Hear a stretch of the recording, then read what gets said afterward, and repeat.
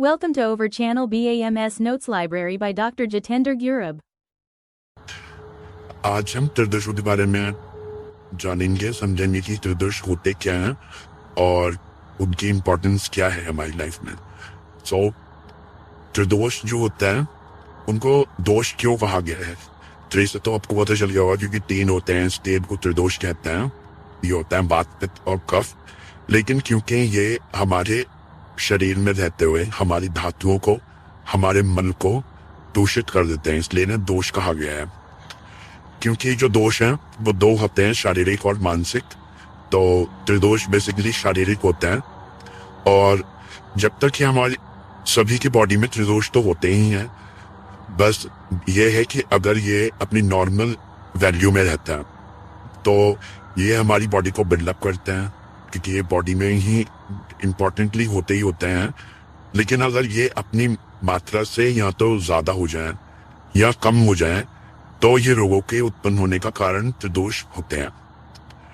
अब ये नहीं है कि अगर हमारी बॉडी में त्रिदोष है तो हम बेसिकली इल हो जाएंगे, ऐसा कुछ नहीं है। त्रिदोष तो रहेंगे ही, लेकिन उनका नॉर्मल वैल्यू में रहना ये बहुत इंपॉर्टेंट होता है। उसके बाद है, ये तीन होता है, वात, पित्त और कफ। तो वात, पित्त और कफ जो है ये तीनों ही हमारी बॉडी में हमेशा ही रहते हैं। अब हम देखेंगे कि ये जो इनकी उत्पत्ति कैसे हुई है। तो पहले तो एक नोट पॉइंट है कि जो वात होती है वो अपने चल गुण के कारण, चल मतलब एक प्लेस से दूसरी जगह तक वो ट्रेवल कर सकती है, जो कि पित्त और कफ नहीं कर पाते हैं। तो इसी वजह से वात जो है वो पित्त और कफ को उनकी जगह से लेकर किसी दूसरी जगह जा सकती है, और ये गुण जो है ये सब वात का ही होता है। अब इनकी उत्पत्ति के बारे में देखेंगे तो जैसे मैंने आपको बताया था कि हर चीज की उत्पत्ति पंच महाभूतों से ही होती है, तो त्रिदोषों की उत्पत्ति भी पंच महाभूतों के कारण ही है। अब सभी पंच महाभूत सभी में है, लेकिन एक स्पेसिफिक पंच महाभूत जहां ज्यादा हो जाता है तो क्योंकि उसकी वैल्यू बढ़ जाती है तो उसको ही इंडिकेट किया जाता है। जैसे वात में वायु गुण के कारण वात है, अग्नि महाभूत होने से पित्त को अग्नि की तरह उत्पन्न माना जाता है, और कफ क्योंकि दो महाभूतों से मिलकर बना है, पृथ्वी और जल। अब इनके जो गुण हैं वात, पित्त और कफ के, ये महाभूतों के कारण ही आएंगे। जैसे वात का मैंने अभी आपको बताया कि वात चल सकती है, वो वायु के जो गुण है उसके कारण वात भी ट्रेवल कर पा रही है।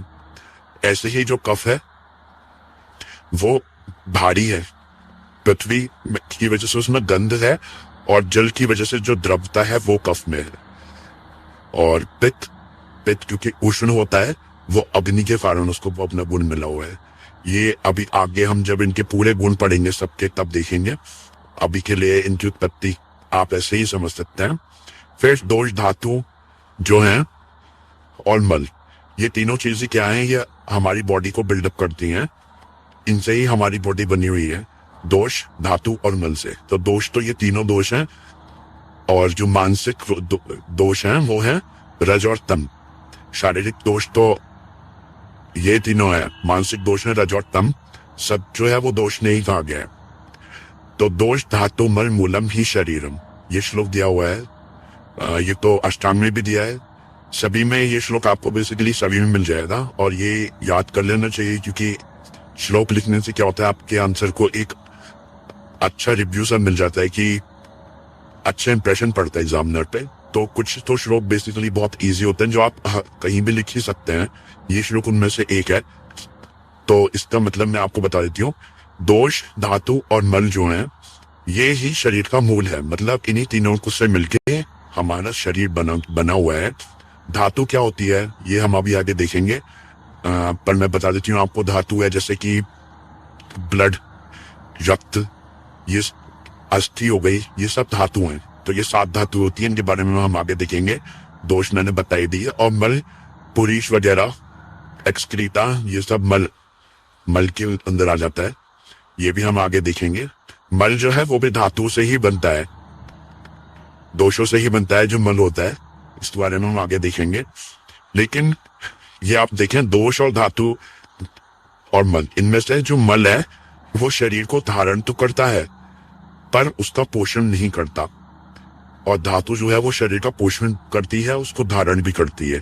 यही इन दोनों का डिफरेंस है।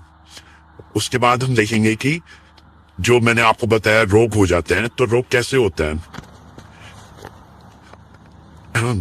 त्रिदोष या तो बढ़ेंगे या घटेंगे, उससे हमारी बॉडी में क्या उत्पन्न हो जाएंगी व्याधियां। मतलब कोई भी हमें अगर डिसीज हो रही है तो वो दोषों के बढ़ने से या कम होने से हो रही है।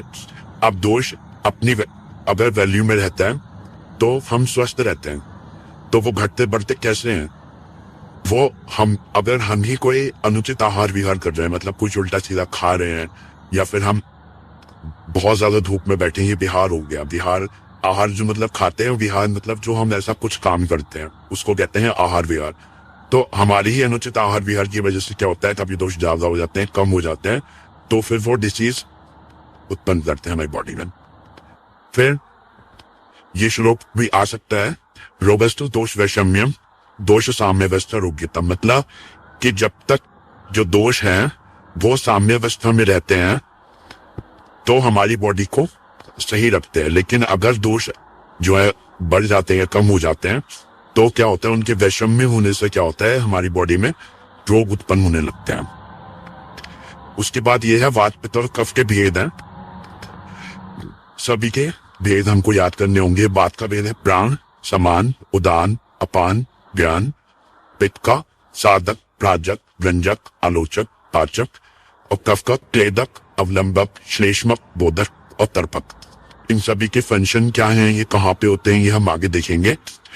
और अभी जो नए सिलेबस के अकॉर्डिंग जो क्वेश्चन आने लगा है वो मैं आपको बता देती हूँ त्रिदोष से। त्रिदोषों की उपयोगिता हमारी शरीर में बताते हुए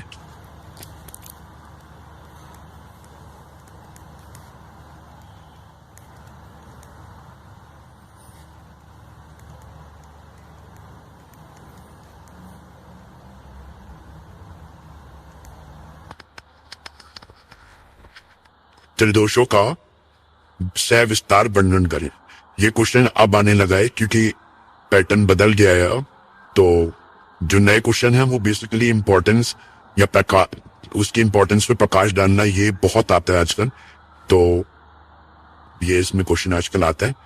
अगर आपको मेरी वीडियो अच्छी लगे या फिर कोई आगे आप चाहें कि मैं आगे भी और वीडियोस अपलोड करूं, तो प्लीज मेरी वीडियोस को लाइक करें, मेरे चैनल सब्सक्राइब करें और कमेंट करें।